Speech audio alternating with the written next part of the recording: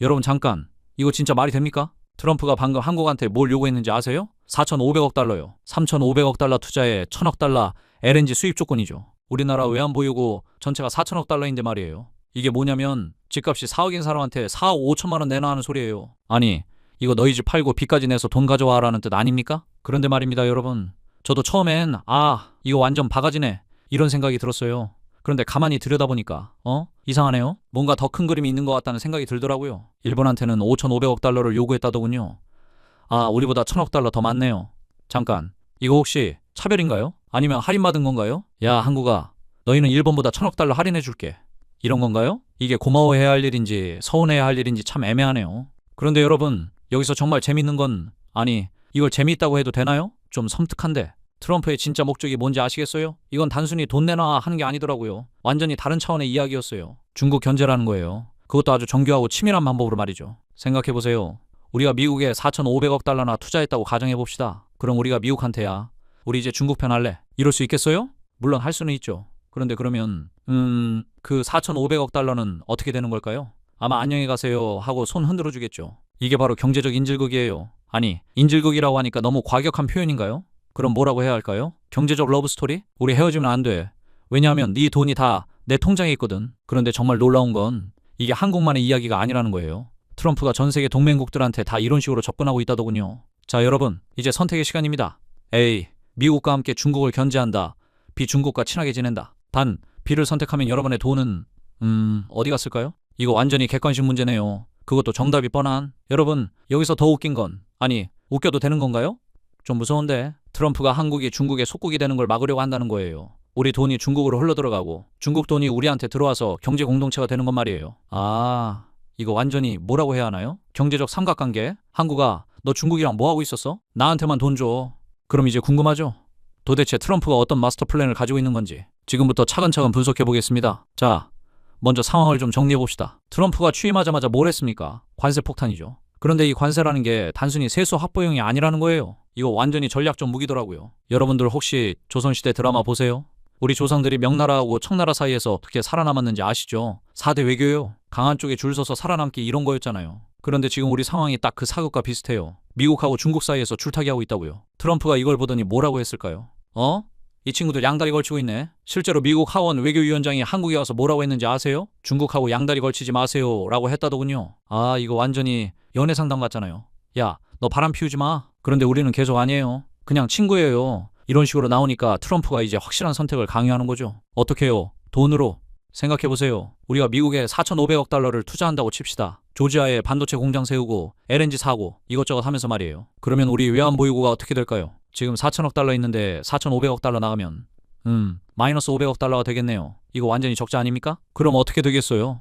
IMF 갈 수밖에 없죠. 여러분들 IMF 기억하시죠? 1997년 그때요. 그때 우리나라가 왜 IMF 갔는지 아세요? 우리나라에 돈이 없어서가 아니에요. 달러가 부족해서였어요. 한국 돈 아무리 많이 찍어내봤자 소용없거든요. 석유 사려면 달러 있어야 하고 원자재 사려면 달러 있어야 하니까요. 그런데 트럼프가 지금 뭘 하려는 거냐면 우리 외환보유고를 달랑달랑하게 만들겠다는 거예요. 그러면 우리가 감히 미국한테 아니에요. 할 수 없게 되잖아요.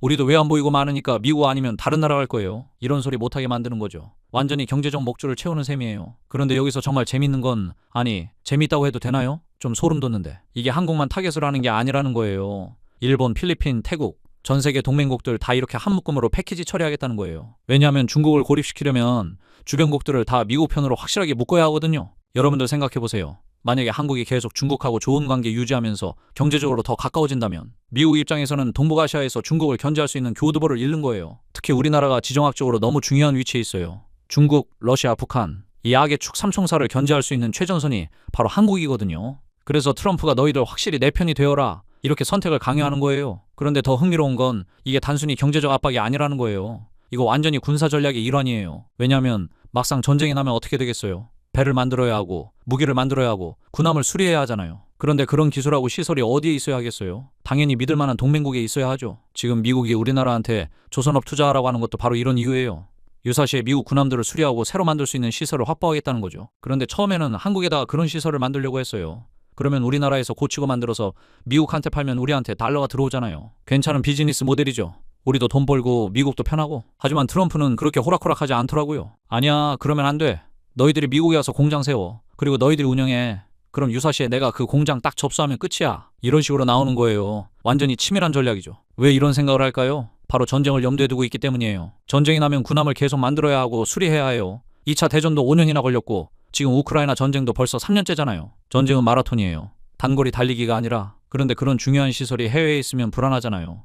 만약에 한국이 중간에 마음 바뀌어서 우리 이제 중국 편 할래. 이러면 어떻게 하겠어요? 그래서 아예 미국 땅에 만들어서 확실하게 통제하겠다는 거예요. 이거 정말 뭐라고 해야 하나요? 경제적 체스 게임인가요? 트럼프가 체스판 전체를 다시 배치하고 있는 것 같아요. 그럼 이제 구체적으로 트럼프의 마스터 플랜이 어떻게 작동하는지 살펴볼까요? 첫 번째 전략, 경제적 인질극. 우리가 미국에 4,500억 달러를 투자한다고 칩시다. 반도체 공장에 3,500억 달러, LNG 구매에 1,000억 달러. 이렇게 하면 우리 외환보유고는 완전 마이너스가 되죠. 그럼 어떻게 됩니까? 우리가 미국한테야 우리 이제 중국이랑 놀 거야 할 수 있겠어요? 물론 할 수는 있어요. 그런데 그러면 그 4,500억 달러는 잘 가라 내둬놔 이런 상황이 되는 거죠. 이게 바로 경제적 인질극이에요. 완전히 우리를 미국에 올인시키는 거예요. 실제로 일본이 이미 이런 상황이에요. 일본이 미국에 투자한 돈이 얼마인지 아세요? 수십조 엔이에요. 그래서 일본이 미국한테 절대 노라고 못하는 거예요. 두 번째 전략, 산업 생태계 장악. 트럼프는 단순히 돈만 가져가려는 게 아니에요. 우리나라의 핵심 산업을 통째로 미국으로 이사시키려고 해요. 반도체 공장을 미국에 세우면 어떻게 될까요?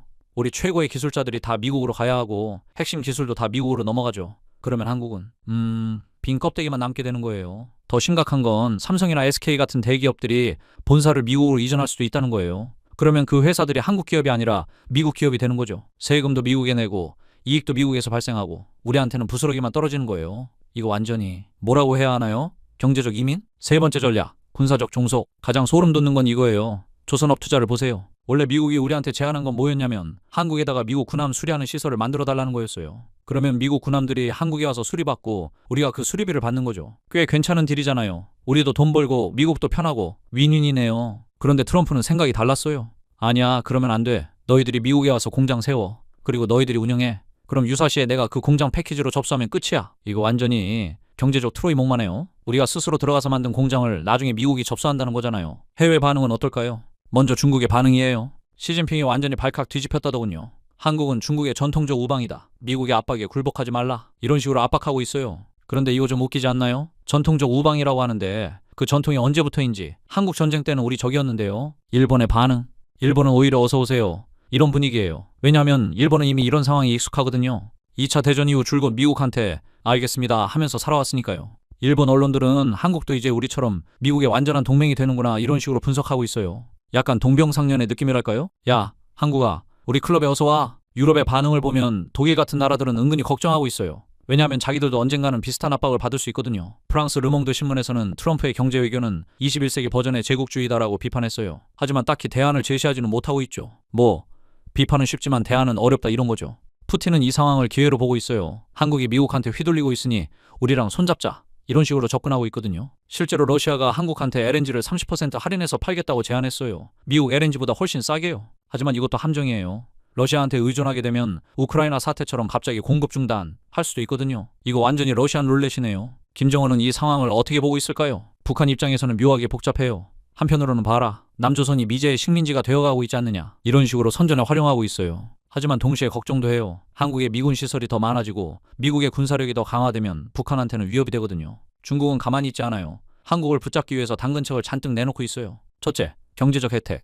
중국 시장을 더 개방하겠다고 해요. 한국 기업들한테 더 많은 기회를 주겠다는 거죠. 둘째, 문화적 접근. 한류 콘텐츠 규제를 완화하고 한국 관광객들한테 비자 면제 혜택을 주고 있어요. 셋째, 기술 협력. 중국이 가지고 있는 히토류나 배터리 기술을 한국하고 공유하겠다고 제안해요. 하지만 이것도 다 계산된 거예요. 중국도 한국을 자기 편으로 묶어두려는 거거든요. 이거 완전히 양쪽에서 끌어당기기 게임이네요. 전문가들의 분석을 살펴볼게요. 미국의 외교 전문가들은 이렇게 분석해요. 트럼프의 전략은 단기적으로는 효과적이지만 장기적으로는 역풍을 맞을 수 있다. 동맹국들을 너무 강하게 압박하면 오히려 반미 감정이 커질 수 있다. 하지만 트럼프 지지자들은 다르게 봐요. 이제까지 미국이 너무 호구였다.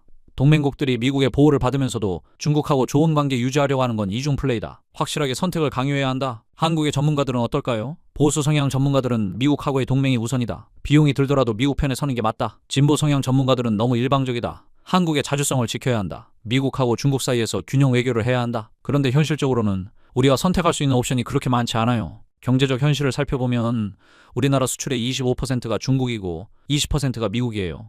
어느 한쪽을 포기하기에는 너무 큰 손실이죠. 하지만 안보는 미국에 의존하고 있어요. 주한미군이 철수하면 우리가 북한, 중국, 러시아를 혼자 상대할 수 있겠어요? 미션 임파서블이죠. 그래서 결국 미국 편을 선택할 수밖에 없는 상황이에요. 트럼프가 바로 이걸 계산하고 있는 거죠. 여기서 끝이 아닙니다. 트럼프의 전략에는 더 깊은 속내가 있어요. 바로 글로벌 공급망 재편이에요. 지금까지는 중국이 세계의 공장 역할을 했잖아요. 하지만 트럼프는 이걸 바꾸려고 해요. 중국을 제외한 새로운 공급망을 만들겠다는 거죠. 그 중심에 미국이 있고 한국, 일본, 인도, 베트남 같은 나라들이 참여하는 거예요. 하지만 이것도 미국이 총괄 프로듀서 역할을 하고 다른 나라들은 하청업체 역할을 하는 구조예요. 결국 모든 길이 로마, 미국으로 통하게 만드는 거죠. 정말 치밀한 전략 아닙니까? 이거 완전히 경제적 매트릭스를 새로 짜는 거네요. 자, 그럼 이제 가장 중요한 반전을 말씀드리겠습니다. 트럼프의 전략, 사실은 우리에게 기회다. 여러분들, 지금까지 트럼프가 한국을 털어간다고 생각하셨죠? 아니에요. 이거 완전히 윈윈 게임이에요. 왜냐하면 미국은 우리의 오랜 파트너거든요. 70년 넘게 함께해온 진정한 비즈니스 파트너예요. 한국 전쟁 때 같은 편이었던 나라가 미국 아닙니까? 트럼프가 지금 하고 있는 일은 압박이 아니라 같이 중국 견제하자는 제안서예요. 미국과 함께하는 중국 견제. 이게 정답이다. 생각해보세요. 중국이 지금 뭘 하고 있습니까? 남중국해를 내 바다라고 우기고 대만을 위협하고 위구르족을 탄압하고 홍콩 민주주의를 짓밟고 이런 나라와 친구하고 있을 수 없어요. 더군다나 중국은 북한의 뒤에서 핵무기 개발을 지원하고 있어요. 우리를 겨냥한 핵무기를 만드는 걸 도와주는 나라가 중국이라고요. 그런데 우리가 중국하고 좋은 관계 유지한다고요? 이거 완전히 아이러니네요.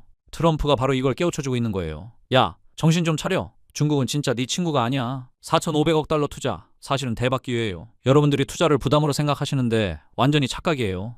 이거 말 그대로 골든 티켓이라고요. 우리가 미국에 4,500억 달러 투자하면 뭐가 좋아지는지 아세요? 첫째, 미국 시장 VIP 회원권. 삼성, SK, 현대 이런 대기업들이 미국에서 현지 생산하면 관세 걱정도 없고 미국 소비자들한테 토종 취급받을 수 있어요. 이거 완전 꿀이죠. 둘째, 최첨단 기술 올패스. 미국의 최첨단 기술을 직접 배울 수 있어요. 실리콘밸리, 나사, MIT 이런 곳의 기술을 우리가 무료 체험할 수 있다고요.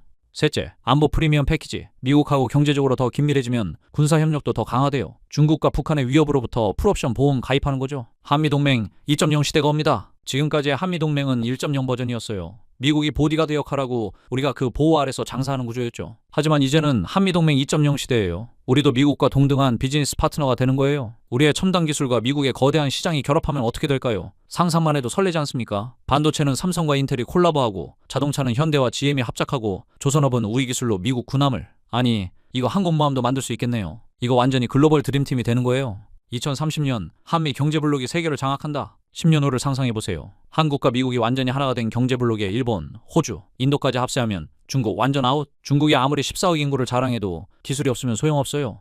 반도체도 우리가 만들고 첨단 무기도 우리가 만들고 우주기술도 우리가 가지고 있으면 중국은 그냥 큰 북한이 되는 거예요. 우리 기업들의 미국 진출 이제 본 게임이에요. 지금까지 우리 기업들이 미국 시장에서 어려움을 겪었던 이유가 뭡니까? 바로 관세 때문이었어요. 하지만 이제는 다르죠. 현지에서 생산하니까 관세도 없고 미국 정부의 전폭적인 지원도 받을 수 있어요. 삼성이 텍사스에 세우는 반도체 공장 이거 완전 대박 날 거예요. 애플, 구글, 마이크로소프트 이런 회사들이 다 우리 단골 고객이 되는 거예요. 현대차도 마찬가지예요.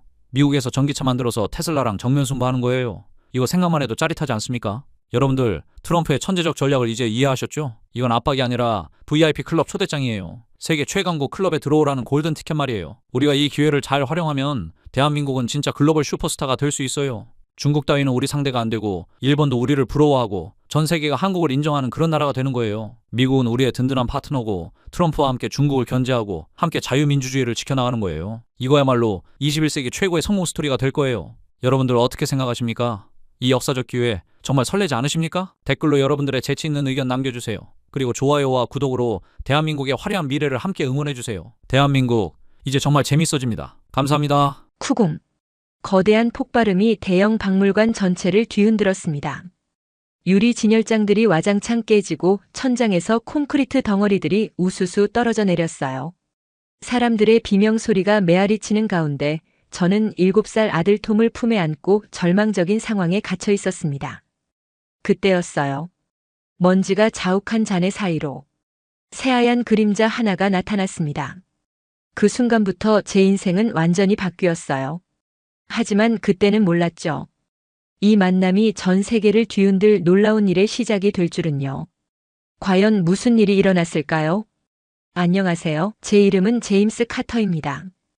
영국 왕립 군사학교 전략연구소에서 근무하는 군사 전문가예요. 그날은 정말 평범한 토요일 아침이었어요. 아들 톰과 함께 대형 박물관을 방문하기로 한 주말이었죠. 혹시 그날 집에만 있었다면? 혹시 다른 박물관을 선택했다면? 지금 생각해보면 정말 운명적인 하루였습니다. 토요일 아침 톰이 8시부터 제 침실 문을 두드리며 박물관에 빨리 가자고 조르기 시작했습니다. 아내 사라는 연구 때문에 집에 남았고 저는 아들과 함께 대형 박물관으로 향했어요. 지하철 안에서 톰은 이집트 미라에 대해 끊임없이 질문했습니다. 군사 전문가라고 해서 고대 이집트 전쟁사까지 다 안다고 생각하는 것 같았어요. 그때는 몰랐죠. 바로 그날이 제 인생을 완전히 바꿔놓을 운명의 날이라는 걸요. 박물관에 도착했을 때는 오전 10시경이었어요. 주말이라 가족 단위 방문객들로 붐볐습니다. 톰은 입구에서부터 들뜬 표정으로 어디부터 볼지 계획을 세우고 있었죠. 그 순간만큼은 정말 평범하고 행복한 아버지였습니다. 곧 일어날 끔찍한 일과 그 후의 기적적인 만남을 전혀 예상하지 못한 채로요. 박물관에서 톰과 함께 즐거운 시간을 보내고 있던 중이었습니다. 이집트관을 모두 둘러본 후 톰이 그리스 로마관으로 가자고 졸랐어요. 아이의 무한한 호기심에 감탄하며 따라가고 있던 바로 그때였습니다. 갑자기 건물 전체를 뒤흔드는 엄청난 폭발음이 울렸어요. 순간 모든 것이 정지한 듯 했습니다. 유리 진열장들이 흔들리기 시작했고 천장에서 먼지가 떨어져 내렸죠. 사람들은 처음엔 무슨 일인지 몰라서 멍하니 서 있었습니다. 두 번째 폭발이 일어났을 때 저는 즉시 상황을 파악했어요. 군사 전문가로서의 경험이 있었거든요. 이건 단순한 사고가 아니라 계획적인 테러 공격이었습니다. 폭발 간격과 위치를 보면 건물의 주요 출입구를 차단하려는 의도가 분명했어요. 톰, 내 손을 꽉 잡아. 저는 아들의 손을 잡으며 소리쳤습니다. 이때부터 박물관 곳곳에서 비명소리가 터져나왔어요. 사람들이 출구를 향해 뛰기 시작했고 순식간에 아수라장이 되었습니다. 세 번째 폭발은 우리가 있던 그리스 로마관 바로 위층에서 일어났어요. 천장 일부가 무너져 내리기 시작했습니다. 저는 톰을 안고 근처 기둥 뒤로 피했지만 떨어져 내리는 콘크리트 덩어리를 완전히 피할 수는 없었어요. 아빠.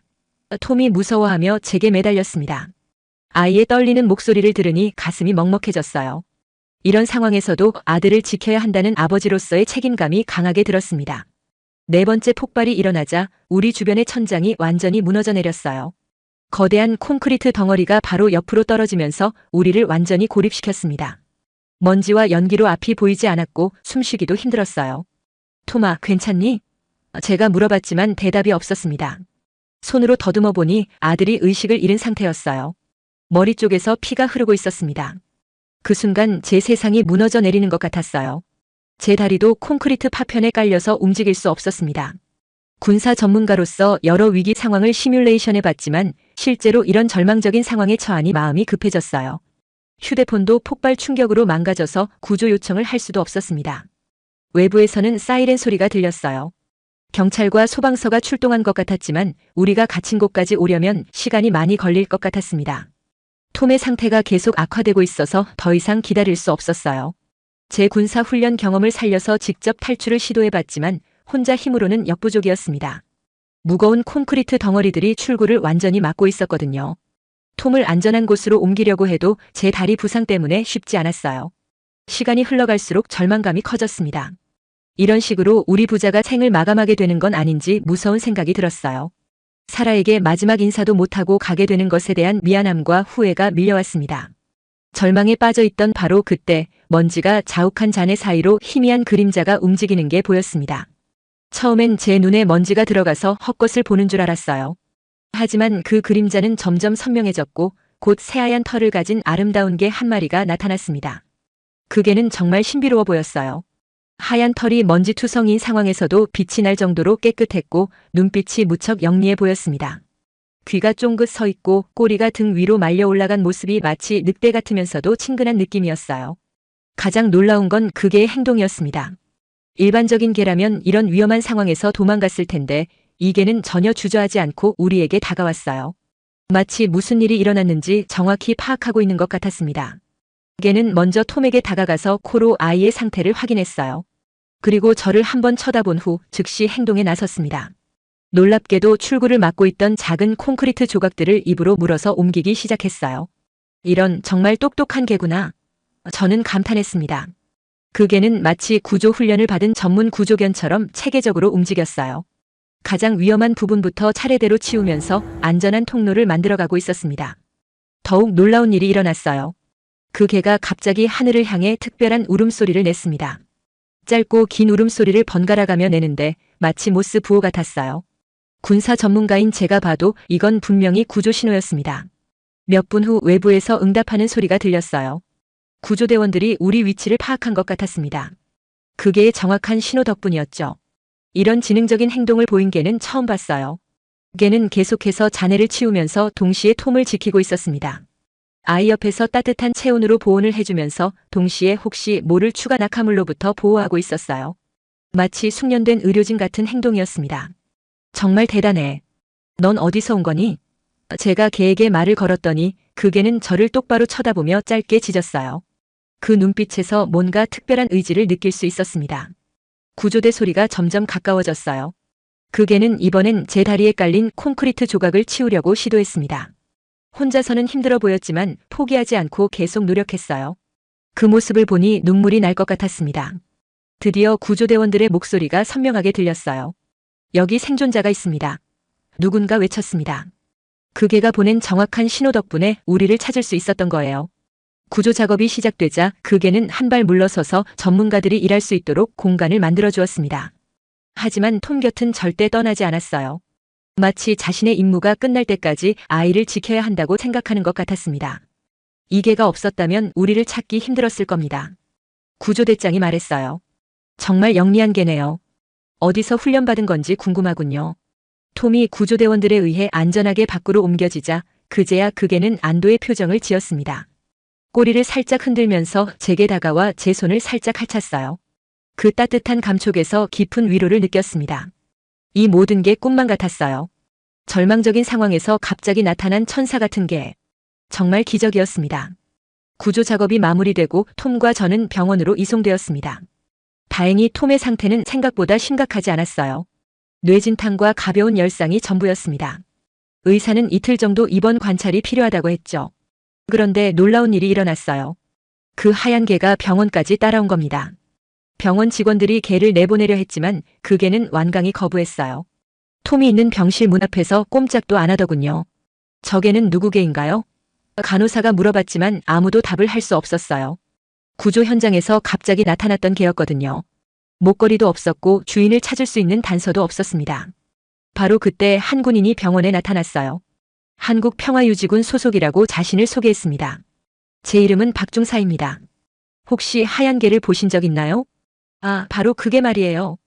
저는 반가워하며 손을 내밀었습니다. 정말 놀라운 개더군요. 저희를 구해준 은인이에요. 박중사는 안도의 표정을 지었어요. 다행히 찾았네요. 이 녀석 이름은 충성이입니다. 한국의 천연기념물 진돗개죠. 그의 설명을 들으니 더욱 놀라웠습니다. 천연기념물이라고요? 제가 되물었어요. 그런 귀한 개가 어떻게 여기까지 온 건가요? 박중사가 자세히 설명해 주었습니다. 충성이는 한국에서 특별히 선발된 진돗개입니다. 평화유지군과 함께 훈련을 받았어요. 보호 본능이 뛰어나고 위험 상황에서 사람을 구조하는 능력이 탁월합니다. 정말 신기한 이야기였어요. 진돗개라는 견종에 대해 처음 알게 되었는데 1500년 이상 한국에서 자연적으로 진화한 순수 혈통이라고 했습니다. 특히 주인에 대한 충성심이 DNA에 새겨져 있다고 하더군요. 그런데 충성이가 어떻게 박물관에 있었던 건가요? 저는 궁금해서 물어봤어요. 박중사는 웃으며 대답했습니다. 오늘 런던 시내를 순찰하던 중이었어요. 테러 공격이 일어나자 충성이가 갑자기 뛰어나가더군요. 따라잡으려 했지만 너무 빨라서 놓쳤습니다. 이 녀석이 직감적으로 도움이 필요한 곳을 안 것 같아요. 정말 놀라운 이야기였습니다. 진돗개의 보호 본능이 그렇게 뛰어나다니요. 충성이는 우리가 이야기하는 동안에도 톰의 병실 문 앞을 지키고 있었어요. 박중사와 이야기를 나누면서 알게 된 건 한국평화유지군이 여러 나라에서 활동하면서 진돗개들과 함께 구조 작업을 하고 있다는 것이었어요. 진돗개의 뛰어난 후각과 직감 능력이 많은 생명을 구했다고 합니다. 충성이가 정말 저희 생명의 은인이에요. 제가 감사의 마음을 전했습니다. 이런 훌륭한 개를 키우신 박중사님께도 감사드립니다. 그런데 박중사가 예상치 못한 제안을 했어요. 사실 제가 곧 한국으로 돌아가게 됩니다. 충성이를 데려가고 싶지만 격리 기간과 여러 절차가 복잡해서 당분간은 어려울 것 같아요. 그럼 충성이는 어떻게 되는 건가요? 저는 걱정스러워졌어요. 혹시 카터 박사님께서 충성이를 입양하실 의향이 있으신지요? 박중사가 조심스럽게 물어봤습니다. 충성이가 톰 군에게 특별한 애착을 보이고 있어요. 아마 운명적인 만남인 것 같습니다. 저는 잠시 고민했어요. 개를 키워본 경험도 없었고 사라와 상의도 해봐야 했습니다. 하지만 충성이가 톰의 생명을 구해준 은혜를 생각하면 거절할 수가 없었어요. 좋습니다. 저희 가족이 충성이를 돌보겠습니다. 제가 결심을 밝히자 박중사는 매우 기뻐했어요. 정말 감사합니다. 충성이를 잘 부탁드려요. 이 녀석은 분명 카터 박사님 가족에게 큰 축복이 될 겁니다. 바로 그 순간 톰이 병실에서 깨어났다는 연락을 받았어요. 충성이는 마치 알고 있었던 것처럼 꼬리를 흔들며 병실로 뛰어들어갔습니다. 정말 신기한 개였어요. 충성이와 함께 생활하기 시작한 지 일주일이 지났을 때 저는 이 개가 정말 특별하다는 것을 깨달았습니다. 일반적인 반려견과는 차원이 다른 능력들을 보여주고 있었어요. 첫 번째로 놀란 건 충성이의 위험 감지 능력이었습니다. 어느 화요일 저녁 충성이가 갑자기 현관 쪽을 향해 낮게 으르렁거리기 시작했어요. 귀를 바짝 세우고 온 신경을 집중하는 모습이었죠. 하지만 밖에서는 아무 소리도 들리지 않았습니다. 충성아, 무슨 일이니? 제가 물어봤지만 충성이는 계속 경계 태세를 유지했어요. 정확히 30분 후에 집 앞에서 수상한 남자가 우리 집 주변을 서성이는 모습이 보였습니다. 나중에 확인해보니 이 남자는 동네에서 절도를 저지르려던 범죄자였어요. 충성이가 어떻게 그렇게 미리 알 수 있었는지 신기했습니다. 후각이 뛰어나다고는 하지만 30분 전부터 위험을 감지한다는 건 상상을 초월하는 능력이었어요. 더욱 놀라운 건 충성이가 톰을 지키는 방식이었습니다. 항상 톰으로부터 정확히 2m 거리를 유지하면서 경계했어요. 가까우면 톰의 활동을 방해하고 멀면 보호할 수 없다는 걸 본능적으로 아는 것 같았습니다. 톰이 학교에서 돌아오면 충성이는 현관에서 기다리고 있다가 아이가 집 안으로 들어올 때까지 주변을 살피곤 했어요. 정원에서 놀 때도 마찬가지였습니다. 톰이 어디로 가든 일정한 거리를 유지하며 따라다니면서 혹시 모를 위험에 대비했죠. 어느 토요일 오후 톰이 정원에서 축구공을 가지고 놀고 있었어요. 공이 담장 너머로 넘어가자 톰이 따라가려고 했는데 충성이가 갑자기 앞을 막았습니다. 낮게 으르렁거리면서 절대 가면 안 된다는 신호를 보냈어요. 알고 보니 담장 너머에 큰 개 한 마리가 있었습니다. 평소 온순하다고 알려진 개였지만 그날은 컨디션이 좋지 않아서 공격적인 상태였어요. 충성이가 미리 감지해서 톰을 보호한 거였죠. 가장 충격적이었던 건 충성이의 화학물질 감지 능력이었습니다. 어느 목요일 저녁 충성이가 갑자기 집안을 돌아다니며 계속 킁킁거리기 시작했어요. 특히 주방 쪽에서 불안해하는 모습을 보였습니다. 처음엔 뭔가 음식 냄새 때문인 줄 알았는데 충성이의 반응이 심상치 않았어요. 전문가를 불러서 확인해보니 가스배관에서 아주 미세한 누출이 있었습니다. 사람은 전혀 느낄 수 없을 정도의 양이었지만 충성이는 정확히 감지해낸 거였어요. 정말 놀라운 개네요. 가스 점검 기사도 감탄했습니다. 이 정도 미세한 누출은 전문 장비 없이는 찾기 힘든데 개가 먼저 알아차리다니요. 또 다른 일도 있었어요. 이웃집에서 페인트 작업을 할 때였는데 충성이가 갑자기 불안해하며 톰을 집 안으로 데려오려고 했어요. 나중에 알고 보니 그 페인트에 유해한 화학물질이 포함되어 있었습니다. 군사 전문가인 제가 봐도 충성이의 이런 능력들은 정말 특별했어요. 이건 단순한 훈련으로 가능한 게 아니었습니다. 타고난 본능이라고 밖에 설명할 수 없었죠. 사라도 처음엔 반신반의했지만 며칠 지켜본 후엔 완전히 충성이의 능력을 인정했어요. 이 개는 정말 우리 가족의 수호천사야. 사라가 말했습니다. 충성이는 밤에도 경계를 늦추지 않았어요. 톰의 방 앞에서 잠을 자면서도 작은 소리에도 즉시 깨어나곤 했습니다. 한 번은 새벽에 도둑이 들려고 시도했는데 충성이가 미리 감지해서 큰 소리로 짖어서 쫓아냈어요. 이런 일들이 계속 반복되면서 저는 한국의 진돗개가 얼마나 뛰어난 견종인지 깨닫게 되었습니다. 단순히 충성심만 뛰어난 게 아니라 인간을 보호하는 모든 능력이 DNA에 새겨져 있는 것 같았어요. 충성이와 함께 지낸 지 2달이 지나자 저는 본격적으로 이 놀라운 개에 대한 연구를 시작하기로 결심했습니다. 군사 전문가로서의 호기심과 학자적 탐구심이 동시에 발동한 거죠. 먼저 충성이의 능력들을 체계적으로 기록하기 시작했어요. 매일 일기를 쓰듯이 충성이가 보여주는 특별한 행동들을 상세히 메모했습니다. 위험 감지 시점, 반응 방식, 정확도 등을 과학적으로 분석하려고 노력했어요. 한국의 진돗개에 대해서도 깊이 조사해봤습니다. 인터넷과 도서관을 뒤져가며 자료를 수집했어요. 알면 알수록 정말 놀라운 견종이었습니다. 1500년 이상 한국의 진도라는 섬에서 자연적으로 진화한 순수 혈통이라는 사실이 가장 인상적이었어요. 특히 흥미로웠던 건 진돗개의 유전적 특성이었습니다. 다른 견종들과 달리 인위적인 교배나 개량이 거의 없이 자연 선택을 통해 진화했다고 하더군요. 그래서 보호 본능과 생존 능력이 DNA에 강하게 새겨져 있다는 것이었어요. 연구소 동료들에게도 충성이를 소개했습니다. 처음엔 다들 반신반의했지만 직접 충성이의 능력을 목격한 후에는 모두 감탄했어요. 특히 폭발물 탐지 전문가인 존슨 박사는 충성이의 화학물질 감지 능력에 깜짝 놀랐습니다. 이계의 후각 능력은 정말 대단하네요. 존슨 박사가 말했어요. 우리가 사용하는 전문 장비보다도 뛰어날 것 같은데요. 실제로 테스트해봤더니 정말 그랬어요. 충성이는 극미량의 화학물질도 정확히 감지해냈습니다. 심지어 여러 냄새가 섞인 상황에서도 특정 물질만 골라내는 능력을 보여줬어요. 제가 가장 주목한 건 충성이의 전술적 사고 능력이었습니다. 위험 상황에서 보여주는 판단력과 대응 방식이 마치 군사 훈련을 받은 것 같았어요. 항상 주변 상황을 파악하고 최적의 위치를 선택하며 효율적으로 행동했습니다. 6개월간의 연구 결과를 정리해서 나토 군사학회에 발표 제안서를 보냈어요. 제목은 진돗개의 전술적 우수성과 군사 활용 가능성이었습니다. 솔직히 승인될지 확신이 없었지만 며칠 후 발표 승인 통지를 받았을 때는 정말 기뻤어요. 발표 당일 브뤼셀의 나토 본부 대회의실은 각국 군사 전문가들로 가득 찼습니다. 미국, 독일, 프랑스, 이탈리아 등 주요 회원국 대표들이 모두 참석했어요. 처음엔 동양의계에 대한 발표라고 해서 큰 관심을 보이지 않는 것 같았습니다. 하지만 제가 충성이의 실제 사례들을 소개하기 시작하자 분위기가 완전히 바뀌었어요. 테러 현장에서의 구조활동, 위험, 물질 감지, 보호 본능 등에 대한 구체적인 데이터를 제시하자 모두들 진지하게 경청했습니다. 정말 놀라운 이야기군요. 독일 대표가 말했어요. 그런 능력을 가진 개가 실제로 존재한다는 게 믿어지지 않네요. 저는 미리 준비한 동영상 자료들을 보여줬어요. 충성이가 위험을 감지하는 모습, 화학물질을 찾아내는 장면, 톰을 보호하는 행동 등이 생생하게 담겨 있었습니다. 발표가 끝나자 기립박수가 터져 나왔어요. 예상보다 훨씬 뜨거운 반응이었습니다. 질의응답 시간에는 각국 대표들이 진돗개에 대해 더 자세히 알고 싶어 했어요. 한국 정부와 협의해서 진돗개 도입을 검토해 보겠습니다. 프랑스 대표가 말했습니다. 이탈리아와 네덜란드 대표들도 비슷한 의견을 표했어요. 가장 인상적이었던 건 미국 국방부 대표의 반응이었습니다.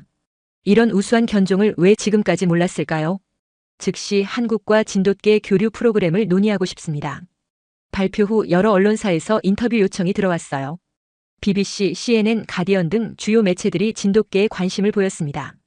한 번의 발표로 전 세계가 한국의 진돗개에 주목하게 된 거예요. 집으로 돌아와서 충성이에게 말했어요. 충성아, 내 덕분에 한국이 세계에 알려지게 되었어. 충성이는 마치 알아듣는 것처럼 꼬리를 흔들며 제 손을 하찼습니다. 나토 발표 이후 일주일 만에 뜻밖의 연락을 받았습니다. 한국문화재청에서 저희 가족을 공식 초청한다는 소식이었어요. 진돗개의 우수성을 세계에 알린 공로를 인정해서 진도를 직접 방문해 보라는 제안이었습니다. 정말 가는 거예요? 톰이 눈을 반짝이며 물어봤어요. 아이는 충성이의 고향을 보고 싶어 했거든요. 사라도 한국 문화에 관심이 많아서 적극적으로 찬성했습니다. 일주일 후 저희 가족과 충성이는 인천국제공항에 도착했어요. 공항에서부터 한국문화재청 관계자들이 마중 나와 있었습니다.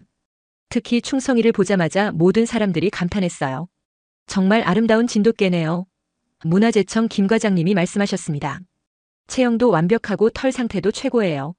영국에서 잘 길러주신 덕분이네요. 서울에서 하루 머문 후 드디어 진도로 향했습니다. 비행기에서 내려다본 진도의 풍경은 정말 아름다웠어요. 푸른 바다에 둘러싸인 작은 섬이었는데 마치 자연 그대로 보존된 낙원 같았습니다. 진도에 도착했을 때 충성이의 반응이 정말 신기했어요. 마치 고향의 냄새를 맡은 것처럼 꼬리를 힘차게 흔들며 주변을 킁킁거렸습니다. 오랫동안 떠나 있었던 고향에 돌아온 감정을 느끼는 것 같았어요. 진돗개 보호센터에 도착했을 때 본 광경은 정말 충격적이었습니다. 수백 마리의 진돗개들이 각각 고유한 구역에서 생활하고 있었어요. 모두가 충성이처럼 아름답고 당당한 모습이었습니다. 현재 이곳에는 약 800마리의 진돗개가 있습니다. 센터장님이 설명해 주셨어요. 모두 천년 기념물로 지정된 순수 혈통들이죠. 가장 놀라운 건 각 진돗개들이 보여주는 임무의식이었습니다. 어떤 개들은 경계를 담당하고 어떤 개들은 새끼들을 돌보며 또 어떤 개들은 방문객들을 안내하는 역할을 하고 있었어요. 마치 체계적인 조직 같았습니다. 충성이를 풀어주자 곧바로 다른 진돗개들과 재회의 시간이 시작되었어요. 특히 한 마리의 큰 수컷과 특별한 인사를 나눴는데 나중에 알고 보니 충성이의 형이라고 했습니다. 정말 신기하네요. 사라가 감탄했어요. 몇 년 만에 만났는데도 서로를 알아보는군요. 센터장님이 진돗개의 역사에 대해 자세히 설명해 주셨습니다. 진돗개는 1500년 이상 이 섬에서 순수 혈통을 유지해 왔어요. 외부 견종과의 교배 없이 자연 선택을 통해 최고의 능력을 갖게 된 거죠. 특히 인상적이었던 건 진돗개들의 집단 지성이었습니다. 한 마리가 위험을 감지하면 즉시 모든 개들이 연쇄적으로 반응했어요. 마치 하나의 거대한 네트워크처럼 정보를 공유하고 있었습니다. 톰은 진돗개들과 놀면서 정말 즐거워했어요. 충성이 친구들이 모두 착하네요. 아이의 순수한 기쁨을 보니 이 여행이 정말 의미 있다고 생각했습니다. 셋째 날 더욱 놀라운 일이 일어났어요. BBC에서 연락이 와서 한국의 국보견 진돗개의 비밀이라는 다큐멘터리를 제작하고 싶다고 했습니다. 진도에서 직접 촬영하겠다는 제안이었어요. 정말 좋은 기회네요. 문화재청 김 과장님도 기뻐하셨습니다. 이제 전 세계가 진돗개의 진정한 가치를 알게 될 거예요. 다큐멘터리 촬영이 시작되자 진돗개들의 놀라운 능력들이 하나씩 공개되었습니다. 집단 수렵, 위험 감지, 새끼 보호, 영역 수비 등 모든 행동이 카메라에 담겼어요. 특히 충성이가 다른 진돗개들과 함께 협력하는 모습은 정말 감동적이었습니다. 몇 년간 떨어져 있었지만 금세 무리에 적응하고 자신의 역할을 찾아서 수행했어요. 이런 영상은 세계 어디서도 볼 수 없을 거예요. BBC 프로듀서가 흥분해서 말했습니다. 진돗개의 진정한 모습을 담을 수 있어서 영광입니다. 일주일간의 진도 방문이 끝나갈 무렵 저는 한국의 문화적 우수성에 대해 깊이 생각하게 되었어요. 1500년 동안 순수 혈통을 지켜온 진돗개는 단순한 개가 아니라 한국 문화의 상징이었습니다. 한국에서 돌아온 지 6개월이 지난 지금 정말 놀라운 변화들이 일어나고 있습니다. BBC 다큐멘터리 한국의 국보견 진돗개의 비밀이 방영된 후 전 세계가 진돗개에 열광하고 있어요. 현재 유럽 15개국이 공식적으로 한국 진돗개 도입을 추진하고 있습니다. 독일은 이미 첫 번째 진돗개 10마리를 들여와서 군사견 훈련에 활용하고 있고 프랑스도 테러 대응용으로 진돗개 도입을 검토 중이에요. 정말 상상도 못했던 일이야. 사라가 신문을 읽으며 감탄했습니다. 충성이 한 마리가 이런 큰 변화를 만들어낼 줄 누가 알았겠어? 네덜란드에서는 암스테르담 공항 보안 검색에 진돗개를 배치했다고 합니다. 스위스는 산악 구조견으로, 노르웨이는 마약 탐지견으로 진돗개를 활용하기 시작했어요. 가장 놀라운 건 제 조국인 영국에서의 반응이었습니다. 영국 국방부에서 공식적으로 진돗개를 군견으로 도입하는 방안을 검토하기 시작했어요. 특히 테러 대응과 폭발물 탐지 분야에서 진돗개의 뛰어난 능력에 주목하고 있다고 합니다. 카터 박사의 연구 결과를 바탕으로 즉시 한국과 군견 교류 프로그램을 시작하겠습니다. 영국 국방부 대변인이 공식 발표했어요. 왕립군사학교에서도 진돗개 전담 연구팀을 구성했습니다. 각 나라마다 진돗개의 뛰어난 능력에 감탄하고 있습니다. 가장 기뻤던 건 톰의 변화였어요. 충성이와의 인연을 계기로 한국 문화에 깊은 관심을 갖게 되었습니다. 한국어 학원에 다니기 시작했고 이제는 기본적인 인사말 정도는 할 수 있어요. 충성아 고마워. 톰이 유창하게 한국말로 말하는 걸 들으면 정말 뿌듯합니다. 아이는 한국의 역사와 문화에 대해서도 많은 걸 배우고 있어요. 조선 왕조부터 현대 K-팝까지 다양한 분야에 관심을 보이고 있습니다. 지난주에는 런던 한인회에서 저를 강연자로 초청했어요. 진돗개를 통해 본 한국의 문화적 우수성이라는 주제로 이야기를 나눴는데 참석자들이 모두 감동받아 했습니다. 카터 박사님 덕분에 우리 조상들의 지혜가 세계에 알려졌어요. 한인 회장님이 말씀하셨습니다. 진돗개야말로 한국인의 정신을 대표하는 존재죠. 영국 왕립군사학교에서도 진돗개에 대한 연구가 본격화되고 있어요. 제가 주도하는 동아시아 군사견 연구 프로젝트에 정부 예산이 배정되었습니다.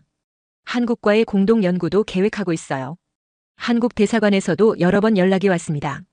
한국 정부가 진돗개 문화 홍보대사로 저를 위촉하고 싶다는 제안이었어요. 물론 기꺼이 수락했습니다. 충성이는 이제 완전히 우리 가족의 일원이 되었어요. 매일 아침 톰을 학교에 데려다주고 저녁에는 함께 산책을 합니다. 그 충실한 모습을 보면 한국인들의 정신과 닮아 있다는 생각이 들어요. 며칠 전에는 정말 감동적인 일이 있었습니다. 동네 아이들이 충성이를 보러 우리 집에 놀러 왔는데 그중 한 아이가 저도 나중에 한국에 가서 진돗개를 만나보고 싶어요라고 말하더군요. 이런 작은 변화들이 모여서 큰 문화 교류로 이어지고 있습니다. 런던의 여러 초등학교에서 한국 문화 수업을 신설했고 진돗개에 대한 책들도 베스트셀러가 되고 있어요. 지난달에는 한국에서 특별한 선물이 도착했어요. 진도군에서 보낸 진돗개 관련 전통 공예품들과 함께 감사 편지가 들어 있었습니다. 충성이를 통해 진돗개의 우수성을 세계에 알려주셔서 감사합니다라는 내용이었어요. 나토에서도 후속 연구를 요청해왔습니다. 내년에는 진돗개의 군사적 활용 방안에 대한 국제 컨퍼런스를 개최할 예정이에요. 한국에서도 전문가들이 참석할 계획입니다. 충성이 덕분에 저는 한국이라는 나라를 새롭게 알게 되었어요. 1500년 동안 순수 혈통을 지켜온 진돗개는 단순한 개가 아니라 한국 문화에 살아있는 증거였습니다. 오늘 저녁에도 충성이와 함께 산책을 하면서 생각했어요. 작은 진돗개 한 마리가 보여준 충성심과 용기가 한국의 문화적 우수성을 세계에 증명했습니다. 정말 놀라운 일이죠. 충성아, 내가 정말 자랑스럽다. 제가 말하자 충성이는 꼬리를 흔들며 제 손을 핥았어요. 1500년 역사의 한국 진돗개, 정말 자랑스러운 대한민국의 보물입니다. 자랑스러운 진돗개를 응원하시면 구독, 좋아요, 충성이 화이팅을 댓글로 남겨주세요.